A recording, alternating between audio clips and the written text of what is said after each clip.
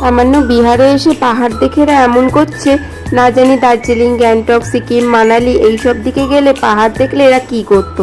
হ্যাঁ হ্যাঁ, এরকম কমেন্টই আমি বেশ কদিন ধরে পাচ্ছি। সো হ্যালো এভরিওয়ান, আমি দীপরূপা চলে এসেছি বঙ্কাপেল অভিরূপ চ্যানেলের আরও একটা নতুন মিনি ব্লগ নিয়ে তোমাদের কাছে। তোমরা তো সকলেই জানো আমরা গেছিলাম হচ্ছে বিহারে। আর দেখো বিহারের রাস্তাটায় ঠিক এইরকম ধরনেরই পাহাড় আমরা দেখতে পেয়েছিলাম। তো দেখো, আমি যেহেতু সিকিম, দার্জিলিং, গ্যাংটক, মানালি এইসব সাইড যাইনি, আমি তো জানি না ওরকম ওখানে গেলে কতটা সুন্দর আমার লাগবে, ওখানকার পাহাড় ঠিক কতটা সুন্দর। তোমরা তো নিশ্চয়ই গেছো, তাই জন্য এখানকার পাহাড় তোমাদের অত ভালো লাগছে না। কিন্তু দেখো, আমি তো ফার্স্ট টাইম পাহাড় দেখছি, সেই জন্য তো আমার খুব বেশি ভালো লাগছে। আর আমার ভিডিওগুলো যদি তোমাদের ভালো লাগে তাহলে আমার চ্যানেলটা সাবস্ক্রাইব করে আমার পাশে থেকো।